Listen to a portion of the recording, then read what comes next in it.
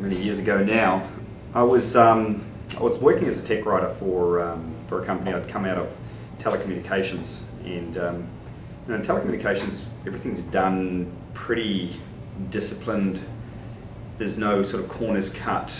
People don't do things ad hocly, and so I'd been used to that environment where you had proper systems to work with your content, or in this case, all of the records, or the network records.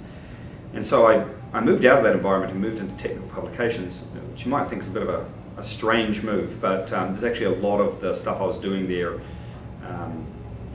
was writing specs and writing plans to implement.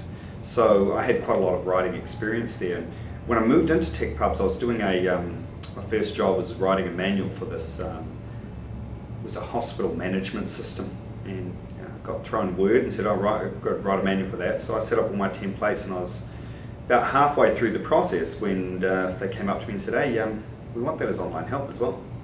So, oh, and by the way, here's a little tool you can use. It was one of those sort of Word macro add-ons. I think it was Dr. Help at the time.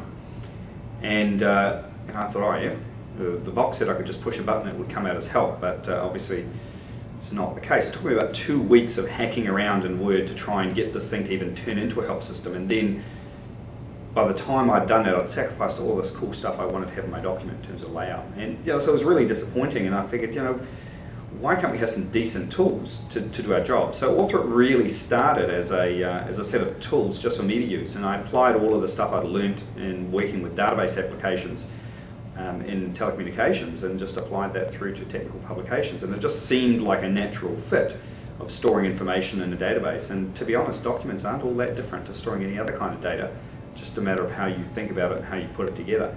And that was kind of the origins of the product, and it started off as being a little toolkit just for my own personal use while I was working as a tech writer. And after doing that for about 3 or 4 years, it kind of matured into something that I could productize. And eventually, after many weekends and long nights, I released that to little fanfare on the internet in about 1997, under a different name at that stage. But yeah, and so that was the beginnings of Author.it, and it's fundamentally, the architecture of the product hasn't changed in all of these years, but that was the beginning of the product.